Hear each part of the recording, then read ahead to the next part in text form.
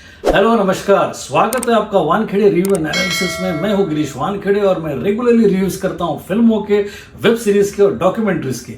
आज के रिव्यू का टाइटल है आनम पेनम, जो कि मलयालम एंथोलॉजी फीचर फिल्म है और ये स्ट्रीम हो रही है अमेजॉन प्राइम वीडियो पर 30 जून 2021 से।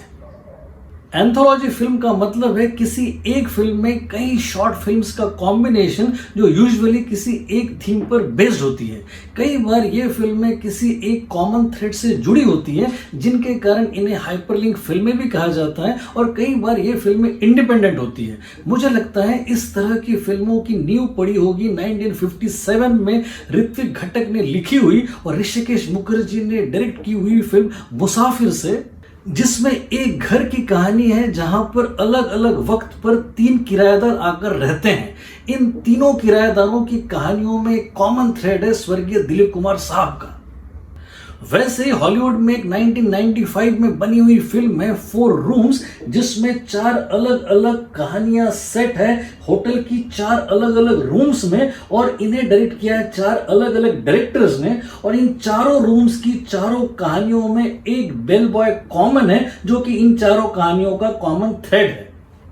फिर मेरी एक favourite Argentine anthology feature film है वाइल्ड टेल्स, जिसमें 6 अलग अलग कहानियां हैं और इन 6 कहानियों की कॉमन थीम है रिवेंज, और ये 6 की 6 कहानियां इंडिपेंडेंट है और इनमें कोई कॉमन थ्रेड नहीं है।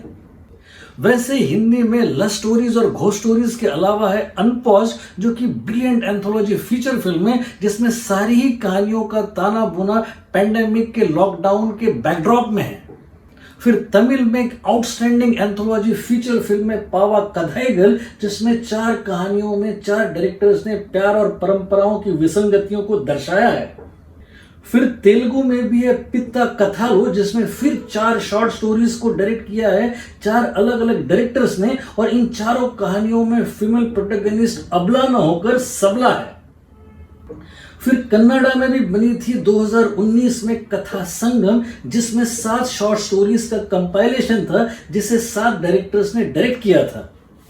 इन सारे कॉन्टेक्स्ट के बाद अगर हम मलयालम फिल्मों की तरफ मुड़ते हैं तो वहां पर भी इस स्पेस में काफी अच्छी फिल्में बनी हैं। अडूर गोपाल कृष्णन ने बनाई थी 2007 में नालू पनुगल, और फिर 2008 में बनाई थी ओरू पेनम रन्नानुम, जो कि मलयालम एंथोलॉजी में नोटवर्दी फिल्म है। फिर थी 2009 की केरला कैफे, जिसमें 10 कहानियां थी 10 डायरेक्टर्स की, और जिसे कंपाइल किया था वेटरन डायरेक्टर रंजीत ने। फिर थी 2013 की आन सुंदरिकल, जिसमें फिर मलयालम फिल्म इंडस्ट्री के 5 टॉप मोस्ट डायरेक्टर्स एक साथ आए थे 5 कहानियों को लेकर, जिनमें 5 अलग अलग महिलाओं के प्यार की अभिव्यक्ति थी। इसी ग्रेसफुल लीग को आगे बढ़ाती है ये फीचर फिल्म आनम पेनम, जिसका मतलब मलयालम में होता है स्त्री पुरुष, और इस फिल्म में 3 डायरेक्टर्स आए हैं साथ में अपने अपने वर्जन्स को लेकर। उन्होंने मैन वुमेन रिलेशनशिप को अपने अपने पॉइंट ऑफ व्यू से एक्सप्लोर करके एक बड़ा ही satisfactory movie watching experience create किया है। इस फिल्म की पहली कहानी है सावित्री, जिसमें केरला के पोस्ट इंडिपेंडेंस पीरियड को डिपिक्ट किया है, जब सरकार कम्युनिस्टों को पकड़ पकड़ कर जेल में ठूस रही थी। ऐसे में कॉमरेड होती है सावित्री, जो एक संपन्न परिवार में पनाह लेती है काम वाली बाई बनकर। उस पर बुरी नजर है घर के मुखिया की और साथ ही साथ उसके भाई की भी। क्या सावित्री इन दोनों पुरुषों के सेक्सुअल एडवांसेस के बीच में अपने मिशन में कामयाब होती है? इस प्रश्न का उत्तर देती है ये JK ने डायरेक्ट की हुई फिल्म, जिसके एक्टर्स हैं संयुक्ता मेनन, इंद्रजीत सुकुमारन और जोजू जॉर्ज। फिर दूसरी कहानी है रचियम्मा, जिसमें लव स्टोरी है एक प्लांटेशन ऑफिसर की और उसके घर में दूध पहुंचाने वाले एक लड़की की। ये 1969 के इसी नाम के लिखे हुए नॉवेल पर बेस्ड है, और इसमें एक प्लांटेशन ऑफिसर होता है जो इस दूध वाली लड़की पे इसलिए मरता है क्योंकि वो बिंदास्त है, इंडिपेंडेंट है और चीयरफुल है। अब ये लड़की भी उसे चाहने लगती है, लेकिन एक दिन ये प्लांटेशन ऑफिसर अचानक उस जगह से गायब हो जाता है बिना कुछ बताए हुए, और फिर कई सालों के बाद फिर वो उसी जगह पर अपने प्यार को ढूंढते हुए वापस आ जाता है। लेकिन क्या उसके वापस आने पर उसको वो प्यार मिल पाता है? इस गुत्थी को सुलझाती है ये फिल्म, जिसे डायरेक्ट किया है वेणु ने। इसमें एक्टर्स है पार्वती थिरुवथु और आसिफ अली, जिन्होंने अपने परफॉर्मेंसेस में काफी मैच्योरिटी दिखाई है। और फिर तीसरी कहानी है रानी, जो कि मॉडर्न टाइम में सेट है, जहां एक प्रेमी अपनी प्रेमिका को जंगल के एकांत जगह पर ले जाने के लिए रिझा रहा है। प्रेमिका पहले तो नहीं मानती, लेकिन फिर प्रेमी को इतना गिड़गिड़ाता देखकर हामी भर देती है। दोनों अपनी बाइक से जंगल में पहुंच जाते हैं और बाइक को छुपाकर एक एकांत और सेक्लूडेड जगह ढूंढने में कामयाब हो जाते हैं, जहां पर वो रोमांस कर सके। अब क्या सचमुच ये इतना सिंपल है या इसमें कोई ट्विस्ट है? इस तरह के प्रश्न का उत्तर देती है ये बड़ी ही ड्रामेटिक फिल्म, जिसको डायरेक्ट किया है आशिक अबू ने। इसमें लीड पेयर है दर्शना राजेंद्रन और रोशन मैथ्यू। इन तीनों ही कहानियों के स्त्री पात्रों को अलग अलग टाइमलाइन में रखा गया है और इन तीनों स्त्री पात्रों के निजी फैसलों से किस तरह दूसरों की जिंदगियां प्रभावित होती है, उसे सम्मुख रखा गया है। इन तीनों कहानियों को कंपाइल करती इस एंथोलॉजी फिल्म में अगर कोई खामी है तो वह है इसका ग्राफ, जो कि यूजुअली गुड, बेटर, बेस्ट होता है। इसमें उल्टा हो गया है, इसमें बेस्ट, बेटर और फिर गुड हुआ है। यानी कि पहली कहानी जो सावित्री है वो इतनी इम्पैक्टफुल और प्रभावशाली है कि आप हतप्रभ रह जाते हैं उसकी व्यापकता से।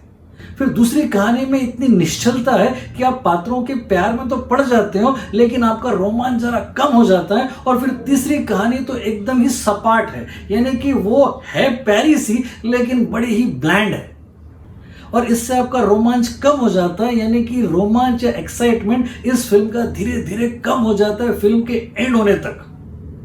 वैसे ब्राइट साइड अगर देखें तो इसमें खूबियां काफी है। अगर हम खूबियों की बात करें तो सबसे पहली खूबी है डायरेक्शन।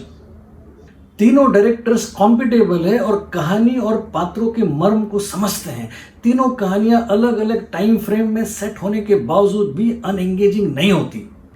दूसरी खूबी है संतोष एचिकानम। इन्होंने लिखी है सावित्री और इनकी राइटिंग में सोशियो पॉलिटिकल अंडरस्टैंडिंग के साथ साथ फीमेल बिहेवियर के पैटर्न की अंडरस्टैंडिंग भी काफी मैच्योर लगती है। इनकी राइटिंग में गजब का स्पार्क है। तीसरी खूबी है सिनेमेटोग्राफी। इसमें बाजी मारी है वेणु ने रचियम्मा में, जो उन्होंने लिखी भी है, डायरेक्ट भी की है और उसकी सिनेमेटोग्राफी भी की है। उन्होंने प्लांटेशन के वाइड शॉट्स और फिर केरला की खूबसूरती, ये कॉम्बिनेशन गजब का है इनके कैमरा में। चौथी खूबी है बीना पॉल। ये एडिटर है रचियम्मा के और इन्होंने इस कहानी को एडिट करके इसको बड़ा ही रिदमिक और बड़ा ही स्लिक कर दिया है। 2 नेशनल अवार्ड्स और 3 केरला स्टेट फिल्म अवार्ड्स ले चुके इस एडिटर ने इस रोमांटिक लव स्टोरी को 34 मिनट में बड़ी खूबसूरती से कैद किया है। पांचवी खूबी है परफॉर्मेंसेस। तीनों ही फीमेल प्रोटैगनिस्ट पार्वती थिरुवेथु, संयुक्ता मेनन और दर्शना राजेंद्रन एक्स्ट्राऑर्डिनरी है। सपोर्टिंग कास्ट में जोजू जॉर्ज और रोशन मैथ्यू कॉम्पिटेबल है। इन 5 खूबियों के अलावा मैं आपको बता दूं कि कहानियों में नवीनता से ज्यादा बड़ा होता है नए अंदाज से प्रस्तुतिकरण। इस फिल्म की तीनों कहानियों में एक नए ढंग को अपनाया गया है जो कि आपको अच्छा लगता है और उसमें कई बार पात्र आपको अपने लगते हैं, इसके बावजूद कि भाषा मलयालम है। इसका मतलब ये है कि भाषा कोई भी हो, वो सारे पात्र हमें अपने लगते हैं, क्योंकि आखिर में है तो वो देसी कहानियां ही। और फिर केरला हमसे है भी कितना दूर, बस में बैठे और चल दिए, चलो चलते हैं।